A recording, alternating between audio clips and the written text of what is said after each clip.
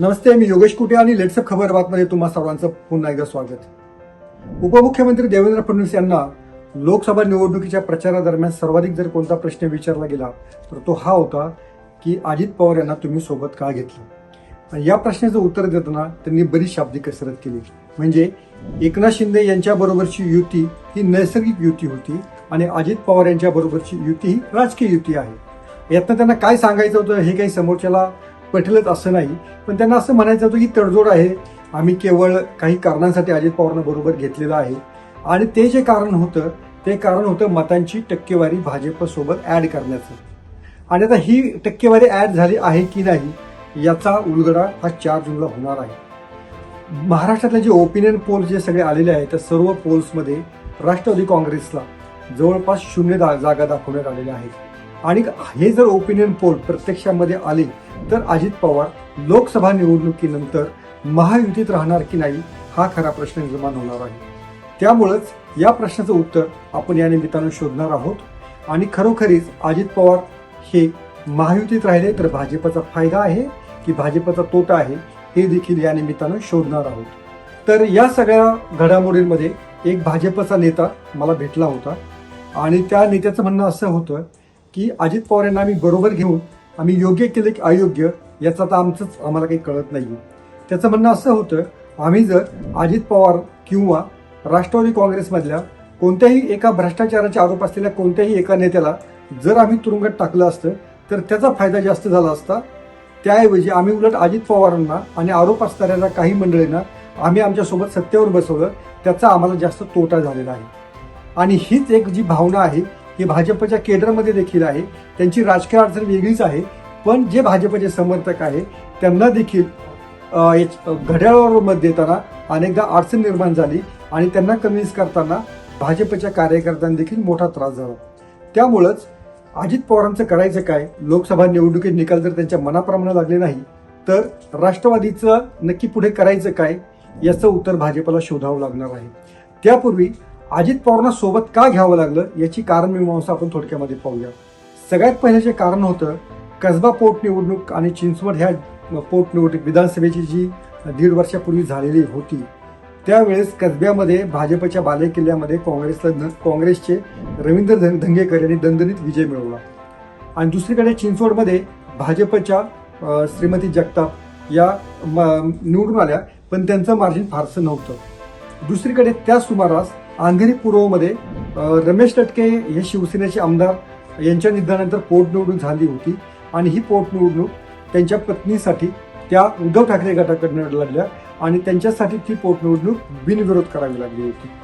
त्यावेळेस शिंदे यांची जी शिवसेना आहे या शिवसेनेची मतं भाजपला मोठ्या प्रमाणात ट्रान्सफर होतील हा जो भाजपचा अंदाज होता तो अंदाज कसब्यामध्ये चिंचवडमध्ये पूर्णपणे धुळेला मिळाला. आणि त्यानंतर तर अंधेरीमध्ये त्यांनी धाडसच केलं नाही की शिवसेनेच्या विरोधात उमेदवार उभे करण्याचं, कारण त्यांना असं वाटलं होतं की तिथे पण शिंदेच्या शिवसेनेचा किंवा भाजपचा उमेदवाराचा पराभव होऊ शकतो. आणि त्यानंतर सगळ्या हालचाली सुरू झाल्या आणि जून महिन्यामध्ये जून 2023 अजित पवार हे थेट एकनाथ शिंदे यांच्या मंत्रिमंडळामध्ये उपमुख्यमंत्री म्हणून हे शपथ घेऊन सत्ताधारी बनले. तेव्हा हे गणित असं होतं की भाजपलाची जर आपण टक्केवारी जर पाहिली तरी टक्केवारी साधारणपणे 20 ते 23% दरम्यान राहिलेली आहे. आणि या टक्केवारीमध्ये भाजपला 105 ते 122 पर्यंत जागा मिळालेल्या आहेत. आणि या टक्केवारीच्या आधारे भाजपला फार काही जागा मिळत नाहीत किंवा भाजप जर राष्ट्रवादी काँग्रेस, शिवसेना आणि काँग्रेस यांच्या विरोधात जर लढली तर भाजपचा पराभव हा नक्की ठरलेला होता. त्यामुळंच भाजपनं सुरुवातीला शिवसेना फोडली आणि त्यानंतर राष्ट्रवादी काँग्रेस देखील फोडली. राष्ट्रवादी काँग्रेस फोडण्यामागे दुसरं एक महत्त्वाचं कारण होतं ते म्हणजे शरद पवारांचं राजकारण संपवण्याचं. जोपर्यंत शरद पवारांचं राजकारण पश्चिम महाराष्ट्रातनं आणि महाराष्ट्रातनं संपत नाही तोपर्यंत भाजपची वाढ वेगानं होणार नाही अशी देखील भाजपला खात्री होती. त्यामुळे पवारांचं घर फोडण्यात आलं, पवारांचा पक्ष फोडण्यात आला. पण हे घर फोडून पक्ष फोडून देखील भाजपला त्यांच्या मनाप्रमाणे यश मिळेल की नाही हे 4 जूनला कळू शकेल. आणि त्यानुसारच त्या धास्तीनुसारच भाजपचे आता पुढचे आडाखे काही बांधण्यात येत आहेत. तर भाजपला अजित पवार नकोसे केव्हा होतील आणि भाजपनं अजित पवार यांचं केव्हा फाटेल याची जर आपण कारणं शोधली तर ती कारणं मला काही पुढील प्रमाणे दिसून येतात. जे ओपिनियन पोल आधी म्हटलं त्याप्रमाणे पूर्णपणे अजित पवार यांच्या निगेटिव्ह आलेले आहेत. एकही जागा ती जिंकू शकत नाही.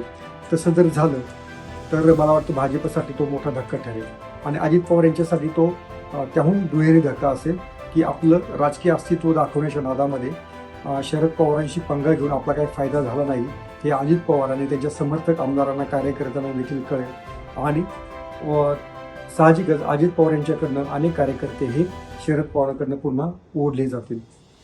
दुसरी गोष्ट जी आहे की जर भाजपला त्यांच्या गेल्या निवडणुकीच्या टॅली एवढ्या जर जागा मिळाल्या नाहीत तर साहजिकच अजित पवार यांना सोबत येऊन काहीच फायदा झालेला नाहीये हे भाजपला स्पष्ट होईल. उलट भाजपचा मतदार नाराज झाला आहे हे देखील भाजपला कळून चुकेल आणि त्याचा परिणाम हा अजित पवार आणि भाजप यांची काडीमोड होण्यामध्ये साहजिकच होणार आहे.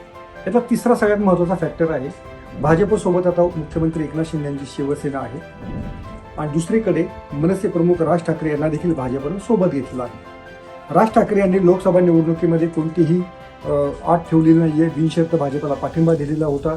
याचा अर्थ विधानसभेमध्ये त्यांना मोठा वाटा अपेक्षित आहे.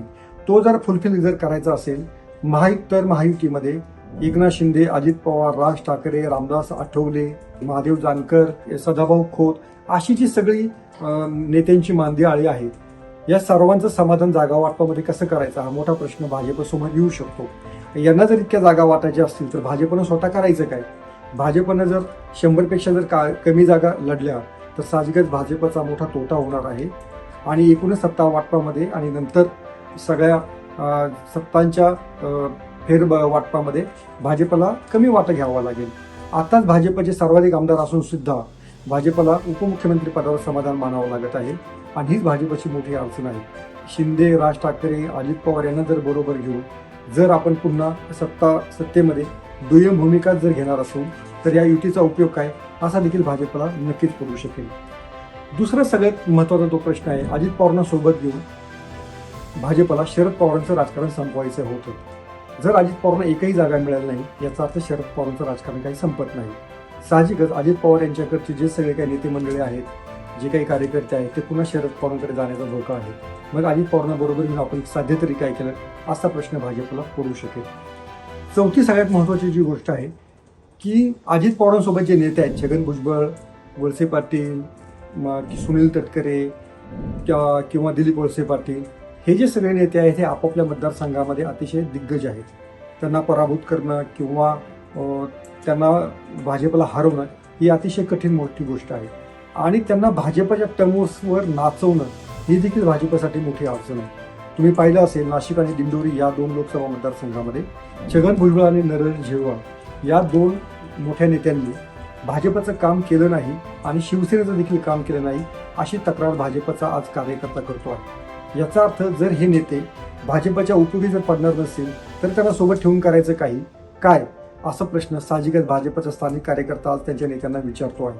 आणि प्रत्यक्षामध्ये जर निकालामध्ये जर खरोखरीच दिंडोरीमध्ये भाजपच्या उमेदवाराचा पराभव झाला किंवा नाशिकमध्ये हेमंत गोडसे या शिवसेनेच्या उमेदवाराचा जर पराभव झाला तर त्याचं सगळं खापर साहजिकच हे राष्ट्रवादीवर फुटणार आहे. तीच गंमत मावळा देखील आहे. मावळामध्ये देखील श्रीरंग बारणे यांनी राष्ट्रवादीवर आत्ताच खापर फोडलेला आहे की राष्ट्रवादीच्या कार्यकर्त्यांनी माझा प्रचारच केलेला नाही. त्यामुळं लोकसभेतच इतकी त्यांची फटकेबाजी सुरू झालेली आहे तर विधानसभेच्या जागा वाटपाच्या वेळेस काय होईल आणि प्रत्यक्ष प्रचारामध्ये काय होईल आणि निकाल हे भाजपच्या मनाप्रमाणे येतील का याची सगळी शंकाच आहे. त्यामुळं अजित पवार आणि त्यांचा गट हा भाजपला आता डोईजड ठरू लागलेला आहे की काय अशी शंका जर भाजपला वाटली तर त्यात नवल नाही. चौथी सगळ्यात महत्त्वाची जी गोष्ट आहे की ज्यांना शरद पवारांचं राजकारण संपवायचा इरादा होता त्या जर पवारांचं राजकारण संपत नाही. अजित पवार यांना एक तरी कामगिरी करून दाखवावी लागेल ती म्हणजे बारामतीमध्ये सुप्रिया सुळे यांचा पराभव करणं हे अजित पवार यांच्यासाठी मस्ट आहे. इतर जरी कोणत्या जागा त्यांच्या आल्या नाहीत पण बारामतीमधून जर सुनेत्रा पवार या विजयी झाल्या आणि सुप्रिया सुळे यांचा जर पराभव झाला तर तो एक बोनस पॉईंट हा अजित पवारांसाठी राहील आणि त्या निमित्तानं शरद पवारांच्या राजकारणाला अखेरची घरघर जी म्हणतो ती लागू शकेल. तेवढा तरी फायदा जर अजित पवारांनी करून दिला तरच मला वाटतं अजित पवार यांना भाजप सत्तेत ठेवील, महायुतीमध्ये ठेवील. अजित पवार यांना सोबत घेतल्यामुळं अमित शहा असतील, नरेंद्र मोदी, देवेंद्र फडणवीस या सर्वांनाच असा प्रश्न विचारला जातो आहे की तुम्ही भ्रष्टाचाराविरोधात लढण्याचं घोषणा केली होती, अनेक दावे केलेले होते, ते दावे तर काही खरे ठरले नाहीत. उलट तुम्ही अजित पवारांना सत्तेच्या सारी पातावर बसवलं. या प्रश्नाच्या जंजाळातून देखील भाजप नेत्यांची सुटका अजित पवारांशी युती तुटल्यानंतर होऊ शकेल. पण प्रत्यक्षात घडेल का?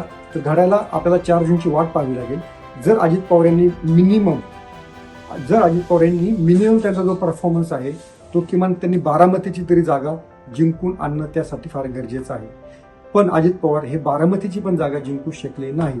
तर भाजप अजित पवारांना डच्चू देईल याच्यामध्ये कोणतीही शंका नाही. तुम्हाला काय वाटतं?